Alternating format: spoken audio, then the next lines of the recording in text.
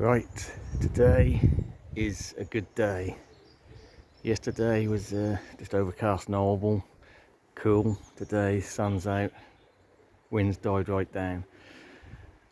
This is a video that I've always wanted to make, but never thought I would, just due to the fact that this palm has been quite elusive for me. It's been hard to get hold of. I have had a very small seedling in the past which didn't make it. That's in the early days of me keeping palms and exotic tropical plants, and I killed it with kindness basically. That's only a very small seedling. I think I paid about 35 euros for it, so I bought it from a company in Spain, and yeah, it sort of died within about, I don't know, about 2 months. That just rotted away, so that's probably my fault.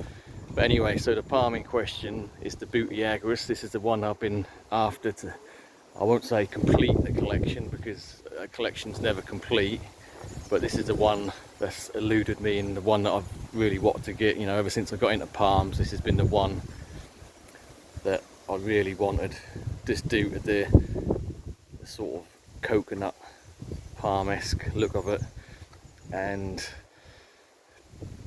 the hardiness of it basically. So there's not many palms that look tropical that we can grow in the UK outside all year round. This is going to be your best option, and I will say, as of recording this, there are some available. I brought this Friday after seeing a post on Facebook on the Palm Enthusiast UK group, and I got straight on there, ordered one, and it's actually the last one. But apparently this is from Hardy Palms and they're releasing them staggered. They're not going to, by the looks of it, this is the third round they've now released, and like I say, as of now, so this is Tuesday, 10th of April 2024. So unless you're watching this video as soon as it comes on, you've probably missed out. But if you're watching this straight away and you want one of these for a while, now's the time, because they ain't going to hang about for long. Anyway, so let's get to the point. So this is not just any old Butiagrus or mule palm. This is allegedly the fastest growing form and the hardiest growing form, and that is due to the parentage. So these are a cross between Butia palms and queen palms, but obviously there are variants of queen palms and Butias that are hardier than others. So this is your standard mule palm, would probably be Butiagrus romans-offiana crossed with Butia odorata, which in theory is a nice hardy palm, but this one is crossed with Butia aerospaitha, which is the hardiest Butia. I'm pretty sure it's one of the hardiest ones out there, and it's crossed with the queen palm mountain form. So so in reality, that's the queen palm. That's the Santa Catarina variant mountain form queen palm, which is pretty tough because I've got one on the ground that survived winter. So that's the palm we're talking about there, as in the parentage. And if that's the weaker or less cold hardy of the two, then this is going to be pretty cold hardy. So let's talk about price. So that's never going to be a cheap palm, but to be honest, I thought they were quite reasonable for the size of plant. We are talking, wind's getting up now, we're talking £299. I think that was £12.99 delivery, but again, I think for the size we're talking of, that's a pretty good price, and just the rarity of it. I don't think there's many, you can't really get hold of them in this country other than hardy palms. I think are There's a couple of sort of private sellers that do one occasionally, which would be collection at the south of England, and that's a bit too far away for me anyway. But yeah, this is the form I wanted. This is going to be the cold hardiest form, so we'll call it Butia Aerospacer, and we're going to look at the size. So the trunk itself, I did get a tape measure out. It's exactly a foot, so I'm measuring it from soil level to where's the sort of frond, so about here, so where's brown, so that is exactly a foot, 12 inches, 30 centimeters, however you want to say it. It's about that wide. I'd say a good 4.5 inches across, maybe 5, no, 4. So these are not small plants, they're good size, and I did measure it from soil level to the highest point on the fronds, which is going to be this one here. That's just under 4 foot, but as we can see, it's got quite a span on it. We'll say that's probably at least 4 foot as well. So these are going to be, like I say, a coconut looking palm, but with hardiness. And I know a few people have grown these. I mean, to be fair, they're fairly new to cultivation, especially in this country, anyway, in the UK. I know in America they're a bit more readily available, but I don't think they're never going to be a cheap palm, because the process that they're called a mule palm for a reason, because they're not fertile. They need to be hand pollinated, so it's quite a laborious process, I believe, cross pollinating 2 different species of palm. But nevertheless, they're, you know, with the cross, you do get that hybrid vigor. And again, these are supposed to be one of the fastest growing mule palms, as well as hardiest. So yeah, in general, I'm quite happy with the size is good. Some of the leaves are less than perfect, we'll be honest. There are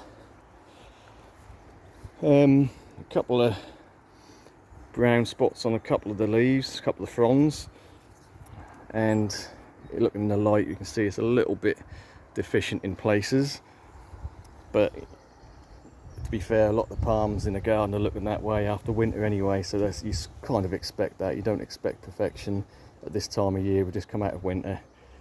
No palm's going to be in full growth, nice green lush leaves. They're going to be a little bit deficient because they're not taking up the nutrients in the soil. But what we will say is it's got a lot going for it. It's, like I say, really wide fronds of the petioles, and really sort of graceful looking. I mean, and what we're looking at as well is we've got a new spear opening up from the centre, and there's actually another one behind that as well. So what I'm going to do with this, I know a lot of people would probably say, oh well, I'll just put it in a bigger pot and keep it for a couple of years and harden it off. Yeah, that's absolutely fine, you can do that. That's not going to be my course of action, because I always believe that palms always do better in the ground. It doesn't matter how big a pot you put them in, they're still going to be missing something. And that's just the freedom of the roots spreading out where they want to, and also just the natural nutrients in the ground with the worms and all the microscopic life constantly moving the soil about, and you know, a lot better chance of getting nutrients in the ground than in a pot, don't matter. And you don't really want to be using loads of artificial fertilizers, because that's all that's going to do is exaggerate the fronds and make them even more big and stretched out, and that's not going to make for a tough plant. So I'm going to get this, not straight away, I still might leave it a couple of weeks, but I am going to get it straight in the ground. That did give me a bit of dilemma, because I've got an area where it can go, but that was already sort of planned out for other stuff, so that's sort of thrown a cat amongst the pigeons in that sense. But yeah, there's only really one place I could go. I mean, if I wouldn't have already brought the Jabaya, that would have gone in the centre bit, because that would be the centrepiece of the garden. But because the Jabaya is in there now, obviously I'm not going to move that. So the other option would be, really, I've got a sort of fairly big open bit of lawn here. I could do another similar to that, sort of a circular raised bed and have that. But to be honest, I do like an open area in my garden. I don't want a shady garden with everything towering over me and fighting through the foliage. I do like an open area, so that has already been ruled out as an option. So really the only other reasonable size area I've got open at the moment is here. So this is between Washingtonia robusta and a Butia odorata, and I had earmarked this for a couple of other plants, but I was thinking about putting a palm right in the middle anyway. But it's just, now we've got the Butiagrus, I think that's going to go there. So in a way, I mean, yes, it's not a huge area, and that's going to be tight as they get bigger. I mean, the robusta is going to get big, the odorata is going to get big, and the Butia hopefully will get big. So they're going to be sort of intermingling with fronds and that, but I think that's going to be my best option. And in a way, it'd be quite nice to have the Butiagrus next to the Butia, just to see difference in growth rates. Excuse me. And I was thinking about putting, I've got a big queen palm, just a standard queen palm in the hothouse, which I was going to put sort of right at the back, at the border, sort of behind to the left behind the Butia here anyway, because that's already quite tall, so the trunk will sort of end maybe at the fence level, so you have the fronds coming up, so it's sort of a multi-story palm situation. So I thought it might be quite nice to have the two parents next to like the cross, if you like, here. So that's my trail of thought at the moment.